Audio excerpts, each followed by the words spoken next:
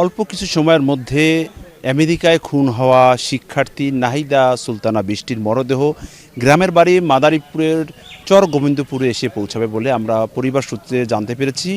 তার আগে মরদেহটি ঢাকার আন্তর্জাতিক বিমানবন্দর সেখানে কিন্তু নিয়ে আসা হয়, সেখান থেকে কিন্তু রওনা হয়েছে। ইতিমধ্যে পদ্মা সেতু পাড়ি দিয়েছে বলে আমাদেরকে জানানো হয়েছে। আর তার মৃত্যুর পরপরই যখন লাশ দেশে নিয়ে আসা হচ্ছে, এমন খবরে পরিবার পরিজন পাড়া প্রতিবেশী এবং আত্মীয় স্বজনরা এখানে এক নজর দেখার জন্য, বৃষ্টিকে এক নজর তার মরদেহ দেখার জন্য ভিড় করছেন এবং তা অনেকেই কান্নায় ভেঙে পড়ছেন। ইতিমধ্যে তার পারিবারিক কবরস্থানে তাকে দাফন করা হবে, সেখানে কিন্তু কবর খুঁড়ে রাখা হয়েছে। এবং পরিবার থেকে আসলে দাবি করা হচ্ছে যে এই ঘটনায় সাথে যারা জড়িত এবং যাকে বৃষ্টিকে যারা হত্যা করেছে এবং এই ঘটনায় যারা জড়িত তাদেরকে দৃষ্টান্তমূলক শাস্তির দাবি জানিয়েছেন স্বজনদের পাশাপাশি পাড়া প্রতিবেশী। তারা বলছেন যে আমেরিকায় পড়াশোনা করতে গিয়ে এমনভাবে হত্যা হবে সেটি কিন্তু তারা মেনে নিতে পারছেন না। তারা বারবার একটি কথা বলছেন যে কিছুতেই যেন এই হত্যাকারীরা ছাড় না পায়, সেক্ষেত্রে তারা কিন্তু আমেরিকান সরকারের কাছে দাবি জানিয়েছেন। পাশাপাশি বাংলাদেশ সরকারের কাছে সহযোগিতার কথাও কিন্তু বলছেন স্বজনরা। আসলে এভাবে যে উচ্চ শিক্ষা অর্জনের জন্য, ডিগ্রি অর্জনের জন্য আমেরিকায় গিয়ে যে এভাবে হত্যা হবে সেটি আসলে কিছুতেই মেনে নিতে পারছেন না। বৃষ্টির বাবা দীর্ঘদিন ধরে রাজধানী ঢাকায় বসবাস করছেন, মিরপুরের পল্লবীতে।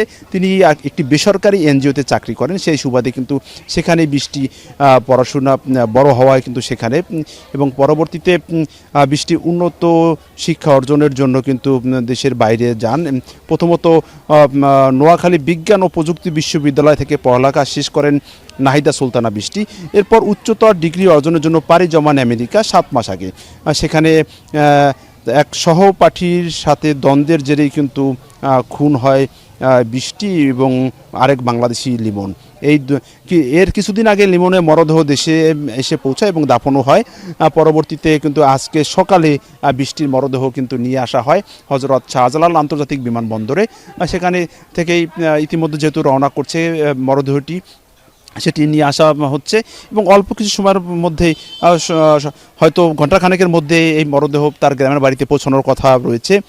আর নিহতর যে বড় ভাই রয়েছেন সফটওয়্যার ইঞ্জিনিয়ার জাহিদ হাসান প্রান্ত, তিনি তার সাথে কথা হয়েছিল। তিনি বলছেন যে এই ঘটনায় সাথে পরিকল্পিতভাবে একটি হত্যাকাণ্ড হয়েছে এবং এই হত্যাকাণ্ডের নেপথ্যে যে জড়িত রয়েছে তাদের মধ্যেও কিন্তু আইনশৃঙ্খলা বাহিনী, অর্থাৎ সেখানকার আইনশৃঙ্খলা বাহিনী কিন্তু গ্রেপ্তারও করেছে একজনকে এবং পরবর্তীতে 30 এপ্রিল বৃষ্টির মরদেহ উদ্ধার করা হয়। তার আগে কিন্তু 16 এপ্রিল কিন্তু তার আরেক সহপাঠী বৃষ্টির লিমনের মরদেহ উদ্ধার করা হয় এবং ঘটনার পরপর কিন্তু প্রাথমিকভাবে ধারণা করা হয়েছিল যে তাদের সামান্য একটি দ্বন্দ্বের জেরেই কিন্তু এই হত্যাকাণ্ড। অর্থাৎ এলাকাবাসী এবং পরিবার পরিজন আত্মীয় স্বজন বলছেন যে দেশের বাইরে যারা পড়াশোনা করে তাদের জন্য আলাদা একটি নিরাপত্তা ব্যবস্থা জোরদারের কথা বলছেন। পাশাপাশি যাতে এই হত্যাকাণ্ডের সাথে যারা জড়িত তারা যেন তাদের সর্বোচ্চ শাস্তি হয় সেটি কিন্তু নিশ্চিতের দাবি তুলেছেন পরিবার থেকে।